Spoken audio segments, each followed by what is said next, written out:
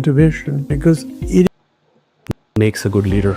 you need to look at a good leader really from a follower's point of view. It requires more than just motivation, because it is what, in a way, elevates everybody else. Tell me, sir, a little bit about if leadership styles change. That depends very much on where you are.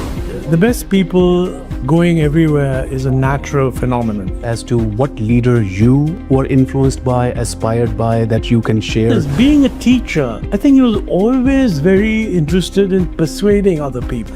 Where do you think our nation is headed in terms of the economic development? When the spread of education widens, the inequality will also narrow. But it is important that everybody benefits.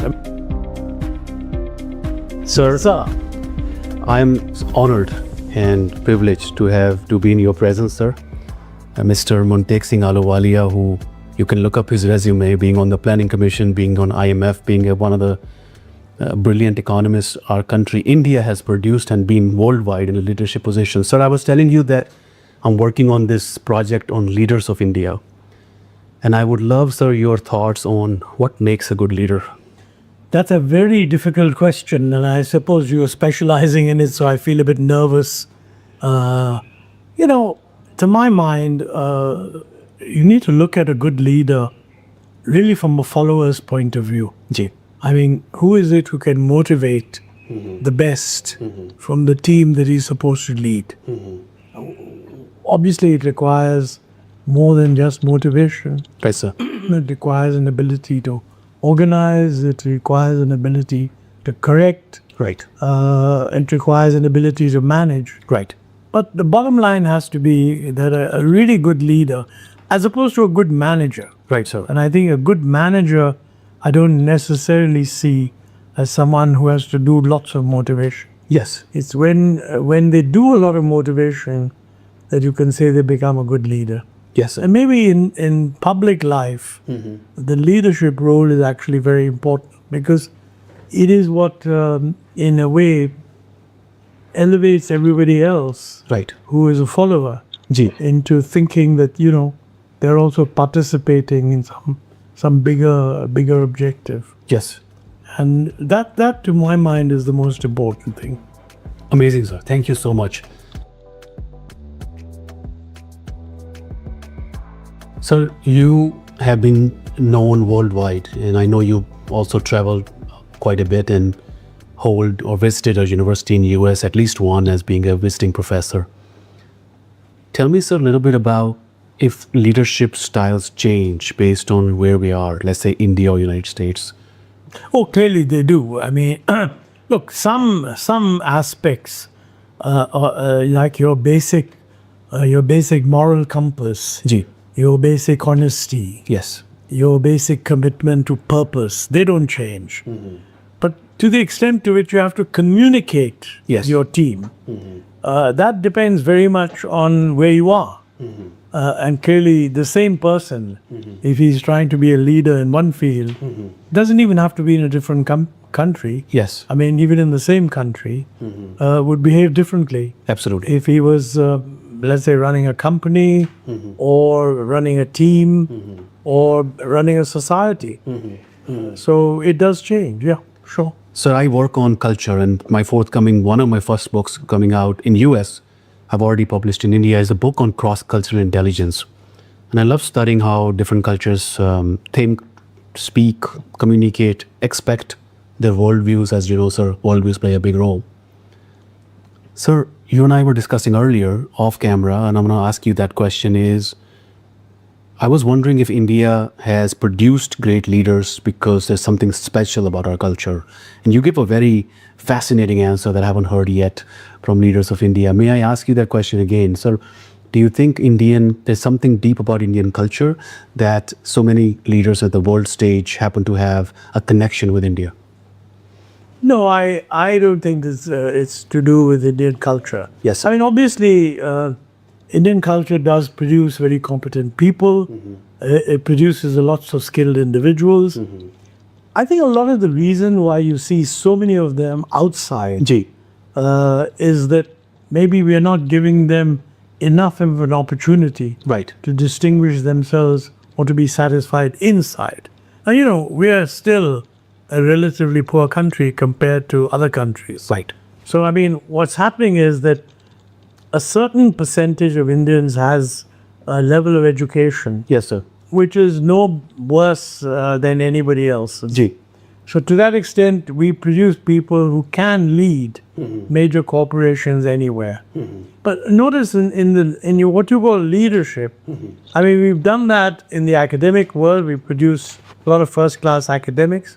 We've done that in the world of commerce, produce good businessmen, whether in companies or in banks or in others. I think to a large extent that's because the environment at home doesn't provide the same ability for these people to reach the top. So it's almost like a frustration inside. No, not necessarily. It's just less.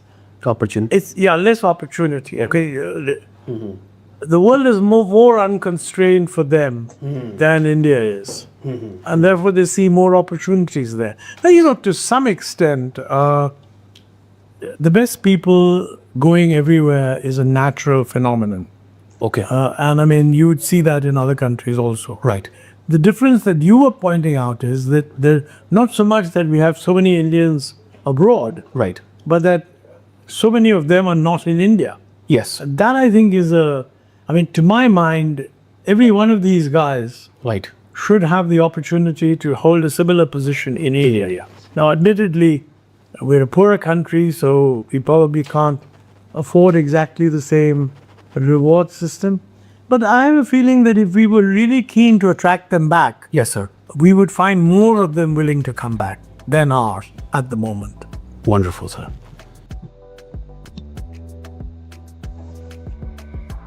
In terms of your travels and your work around the world, would you please give an example or a thought as to what leader you were influenced by, aspired by, that you can share, that this person, this one person, man or woman, really inspired you, sir, anywhere in the world?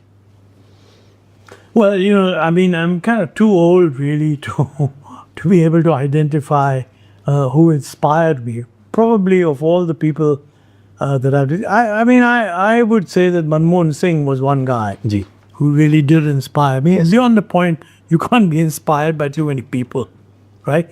Obviously, I've met a lot of people who impressed me in different ways. Right, sir.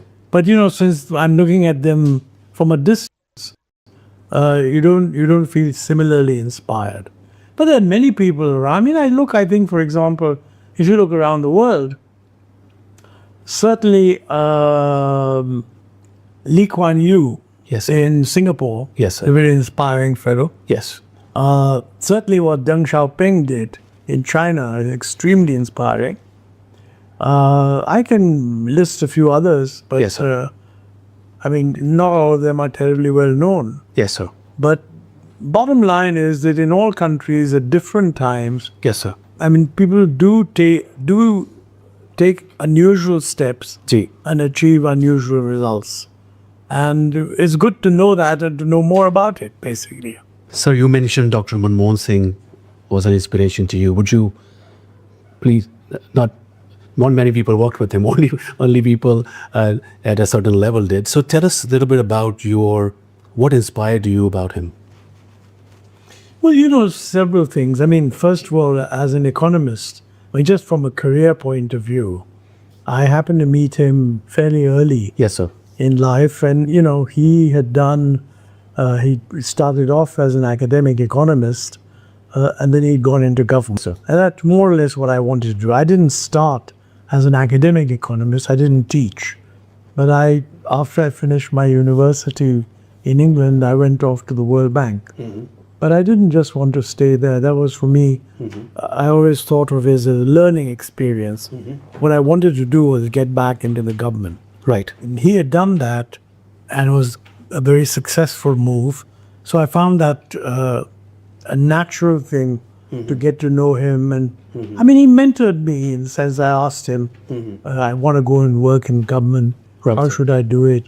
And he told me that, look, there's this opportunity coming vacant in the finance ministry. Why don't you apply for it? Things Right. like that. But subsequently, I got to know him well, and My wife knew him, but also knew his wife very well. Yes, sir. So we kind of developed a sort of a family closeness independent of work. And although when I went back, he was the secretary of the finance ministry, Right. and I had been appointed as the economic advisor. I was looking forward to a long period of working under him. But within 4 months of my coming back, he was moved, promoted, if you like, to a different position. So I didn't actually work under him for quite some time. But knowing him, I used to interact with him quite a bit, etc. And I was very struck by the fact that, on the one hand, he was without doubt one of the most knowledgeable people I knew, but he never wore that knowledge in any kind of aggressive public way. I know more than you, that kind of thing. The second, I think he was always aware of the fact that when you're dealing with a complicated situation like running a very complex How do we economy bring like people India, together, right? That's a that good question. there are different See, views. you are smart Yes. question. And it's not the case. Aditya, because what you're that going the to is answer is deeper very than straightforward. language. I mean, Language quite is a way of reasonable communication. people The can take question a is not different language. view on what The you should question do. is what's And underlying while language, which he is would how we think. he would clearly indicate Racism, that in bigotism, practical terms this is what we need to casteism, do. sexism, He would that's also not part of language. realize So and language carries appreciate it that because other that's how we people may speak. have different Hindi, views. Punjabi, English, And I Tamil, think that was a very Kannada, marked Telugu. feature about him, in the sense that he never denigrated somebody else's view. He never said, "Oh, this person is just stupid." Say, "Well, yeah, he's looking at it from that point of view, and looking at it from point of view, maybe he has a point." So that's the second important thing. The third is being a teacher. I think he was always very interested in persuading other people. Yes, sir. I mean, he never actually took the view that, look here, I've heard everybody, I'm the boss, and now this is a decision, you go and implement. I mean, he would always try to persuade you that you needed to understand why he's doing this thing. I can give many examples of that, Right. but I found that very, very Collaborations, right? it's not just collaboration, it's also trying to get the other person to understand, why you're doing what you're doing. And I think deep down, you also hope that they would understand. I'll give you one example that I've frequently cited. At one point, we were concerned about computerizing the banking system. I mean, obviously, everybody was computerizing. And if you didn't computerize the banking system, it would be very poor efficiency. But the unions were totally against it, the public sector unions, because they felt that this would reduce employment. Right. So persuading them to change was a big issue. And he called a meeting. When he was finance minister, I was the secretary of finance. Called a meeting of all the top union leaders belonging to different parties, Congress Party, the BJP, the left, others. And every one of these fellows, although they belonged to different parties, had the same view. And no computerization, because it will lead to a loss of jobs. Right. Manmohan actually persuaded them that, look, I promise you there'll be no job losses. Nobody will be fired. They said, but what you're going to do is you're not going to expand employment as business increases. Right. Because of the productivity gains of computers. Right. So what I think Manmohan was trying to persuade them was that, look, you're interested in the public sector banks. The rest of the banking system is computerizing. Foreign banks are computerizing. Private banks are computerizing. If you don't computerize a public sector bank, business will just go to these others. It doesn't make sense. So, he called all these fellows for a meeting in his room. Yeah. And said, look, we have to computerize if we want to be efficient, if we want to survive. And but at the end of the meeting, he was very nice. He sort of thanked them all, went to the door of his office and shook hands with each of them personally, and they went out. That was an unusual thing to do, because normally in a finance minister's meeting, the finance minister would thank everybody, go back to his desk, and maybe the secretary, or someone would show everybody else out. No, he went to the door himself to shake everybody's hand, which they appreciated. And one of the fellows towards the end, sort of struck by the man's transparent niceness, said to him, Mr. Finance Minister, I completely disagree with you on computerization. But I don't mind telling you, I think my son agrees with you. So, this was an example of Manmohan Singh reaching out and persuading people. People also understood that as trade union leaders, maybe they have to take a certain point of view. But they should understand the logic of what is being done for a long-term point of view. So I think you need to talk to people. Right, sir. If you don't talk to people, all that happens is that rigid positions simply get more rigid and negativity builds up. And I thought that was an important example. Absolutely, sir. So it always connects to my field of mediation. As a mediation professor and practitioner, I find that problem solving, collaboration, humility, listening to others, explaining the why, as you mentioned, sir, right? Absolutely. I mean, I would say compared to, criticizing myself, I don't have such a good capability of always keeping open that maybe the other guys have a point of view. Right. I mean, I do, but very often I'm quicker than I think Manmohan was in attributing the other person's Attribution. unwillingness to agree to just stupidity or whatever. But he never ever did that, actually. So I was in Quite remarkable. Rwanda, and Dr. Manmohan Singh's example of that you shared reminds me of this quote by a genocide survivor. As you know, so Tutsis were murdered, and so I was visiting them after reading the Chief Justice of Rwanda. I went to the genocide memorial, and there was a quote on the wall. So it said by a survivor who she said, "If you knew me and you knew yourself, you would not have killed me."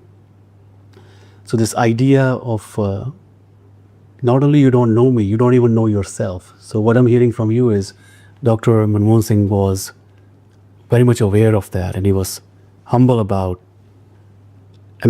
imagining and not attributing anything that shouldn't be attributed to the other party with a lot of patience. Yeah, I think that's a fair point. Sir, we need to touch a little bit on economics. You are a guru of economic empowerment, economic understanding, teaching many, and through your writing, you're a scholar on economic jurisprudence. My question is very simple, sir. Where do you think our nation is headed in terms of the future, in terms of the economic development? So and if you can comment on what were your expectations? Because you've contributed so much to the nation itself. Any comments on that? Well, I think, economic kind of objectives, everybody has objectives. And I think there's a certain amount of consensus in the country that we need to develop. Obviously, that means we need a higher GDP. Everybody also realizes that the GDP is not the only measure of development. I mean, after all, if it's not well distributed, Absolutely. a higher GDP does not give generalized prosperity. So I think people feel that there should be faster growth, but it should also be better distributed. Better distributed does not mean complete equalization. And I think people don't mind. There's bound to be a little bit of an increase in inequality. When you're moving a country that is at a low level of income, everybody cannot be made to achieve higher levels instantly. So, obviously the fellows who get more education, they're going to move ahead faster. And maybe a little bit later, when the spread of education widens, the inequality will also narrow. But it is important that everybody benefits. I mean, so the way I look at it is if somebody said that India's growth is high, Yes. and that's good. India will become a little more unequal, but everybody is growing. I mean, maybe the rich are growing a little more than the others, but everybody is growing. That wouldn't be so bad. What is not, I think, acceptable? But mind you, let me go a little further than that. I mean, GDP is one thing. development also means social development. Everybody needs to be more healthy, better social indicators, better education indicators, health indicators, longevity of life. So, one can make a list of 15 indicators if you like, whatever they are. Uh, infant mortality rate, degree of undernourishment, stunting, anemia, lots of things. If you could show that on most of these indicators, the country is improving and that is growing rapidly, I think it would be a pretty good outcome. Even then, you could have a problem of regional differentiation. In the sense that I think because we're a geographically large country and also a very diverse country, you cannot easily accept a situation where growth is in one part